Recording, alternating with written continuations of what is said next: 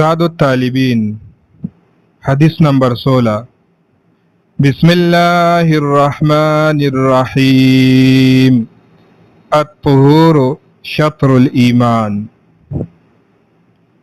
طہور صفائی ته وایي، شطر حصے ته وایي، نیم ته وایي، ایمان ته وایي. نو پیغمبر علیہ السلام فرمایي چې الطہور صفائی شطر الایمان دا نیم ایمان دی. یعنی څرنګه چې په صفای سره ظاهری بدن صفا کیږي، نو دغه رنګ پیغمبر علیہ السلام فرمایي چې وضو دام نیم ایمان دی.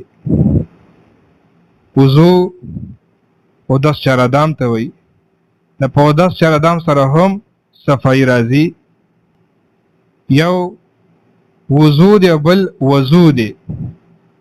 وضو د و په پیش سره پاکه حاصلولو ته وایي، او وضو هغه اوبو ته وایي چې په کوم اوبو سره پاکي راځي. بیا په شریعت کې وضو د بدن هغه درې مخصوص خاص اندامونه چې هغه وینځلی شي.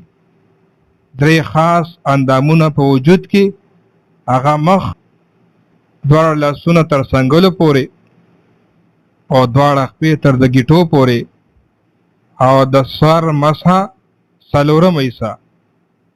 دې د په شریعت کې یو غسل دی او بل غسل دی. غسل د غین په پیش سره لامبا ته وایي، سر نه واله خپو پورې ټول بدن وینځلو ته په عربی کې غسل وایي، لامبا. بل غسل دی د غین په زبر سره، نو غسل وینځلو ته وایي. یو اندام وینځل، کپړه وینځل، یو ځای وینځل، دې دپاره په عربی کې غسل لفظ راځي.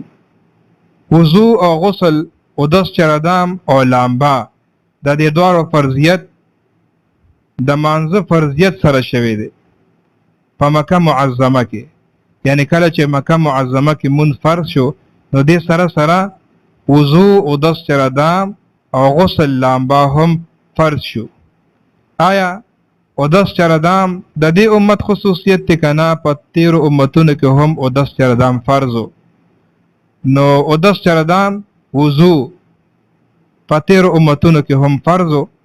صرف فرق دا دی چې د دې امت د قیامت په ورځ باندې به د او دس چردام هغه ځینې اندامونه هغه به رڼا کوي، او د تیرو امتونو د او دس چردام هغه اندامونه به رڼا نه کوي. دا خصوصیت صرف د دې امت دی.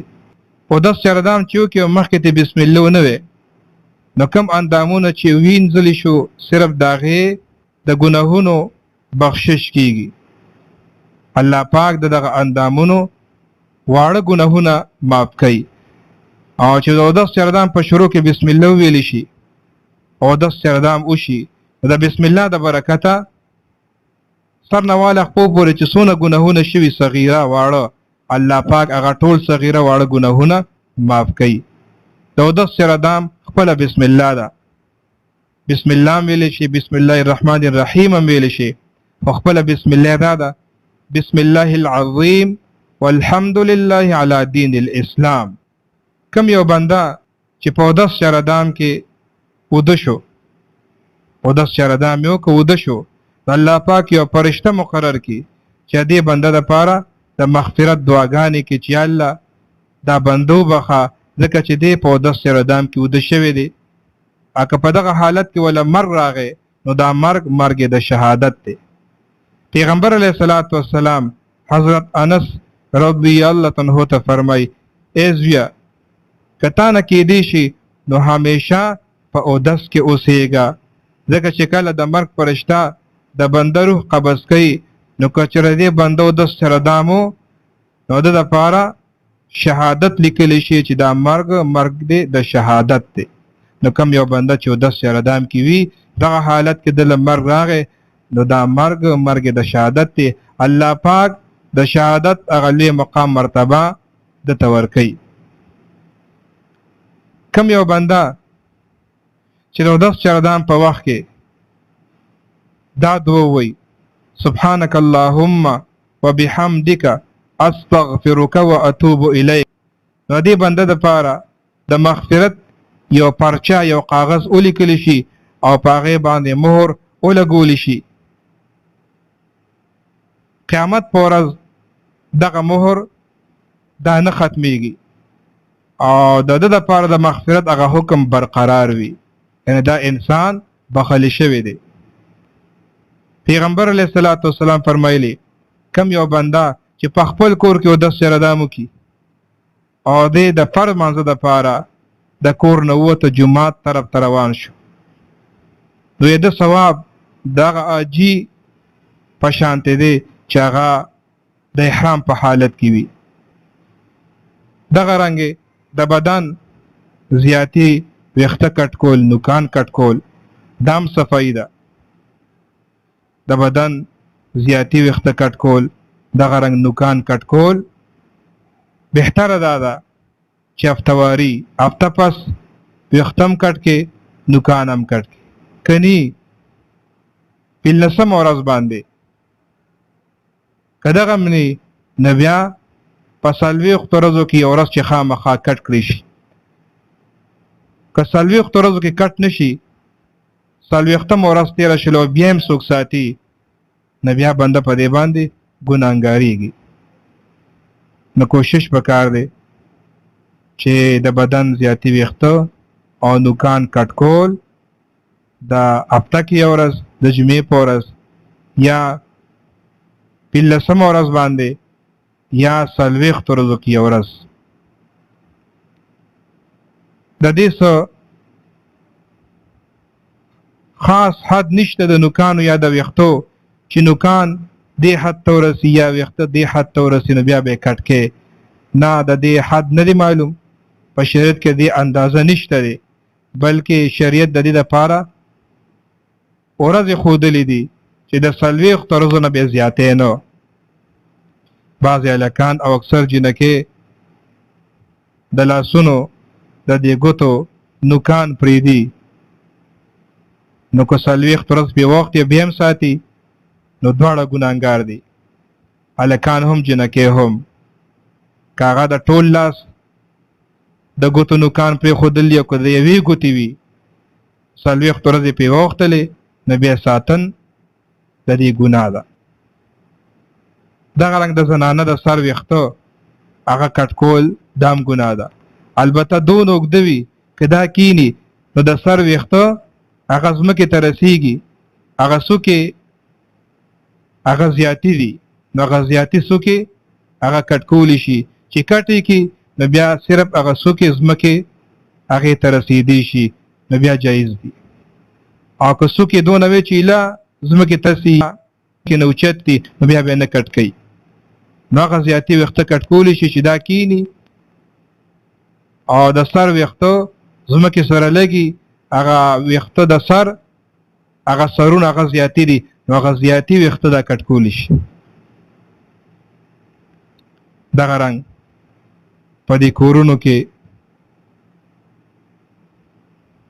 دا جولاګان دا جالې په دې کمرو د ګوټونو کې دالانو برنډو کې د دې صفایي هم پکار ده، ځکه چې د دې څوک صفایي نه کوي نو بیا په دغه کور کې فقر غریبي راځي.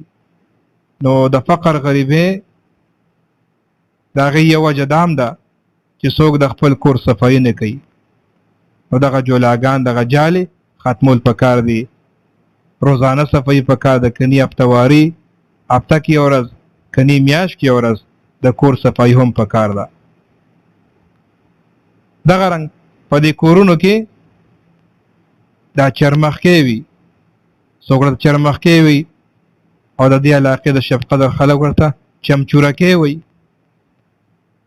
نو په دې کورونو کې دا چمچورکې دا چرمخکې دا هم وجل پکار دي، ځکه چې دا زهرجنه ماده ده، دا په دې مالګه کې ځان اورغړی راورغړی، دغه مالګه بیا څوک استعمالی نو هغه ته بیا یو بیماري لګي، هغې ته برس بیماري وایي، دا د سرمنې دا سپین ټاکي ټاکي دې ته برس بیماري وایي. نو یو وجه دا هم ده چې دا د دې نه لګي. دا چمچورکې هم وجل پکار دي. او دا د کربوړي جنس دی.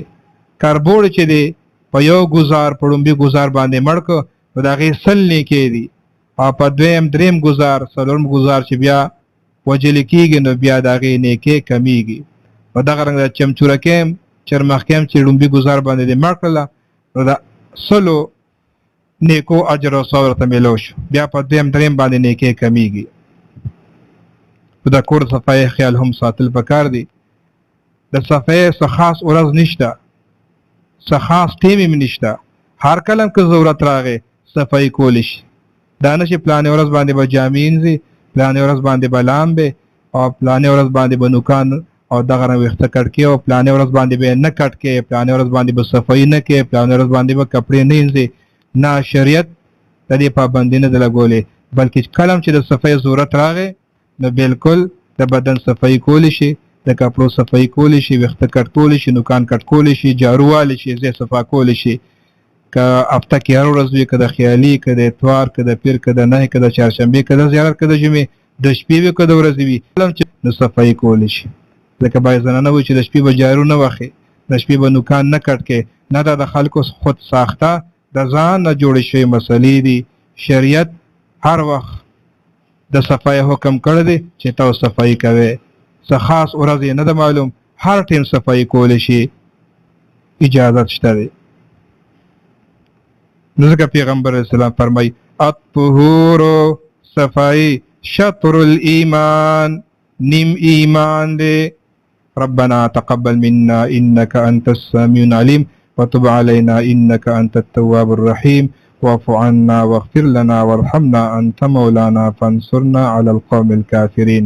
وصلى الله تعالى على خير خلقه محمد وآله وأصحابه أجمعين برحمتك يا أرحم الراحمين.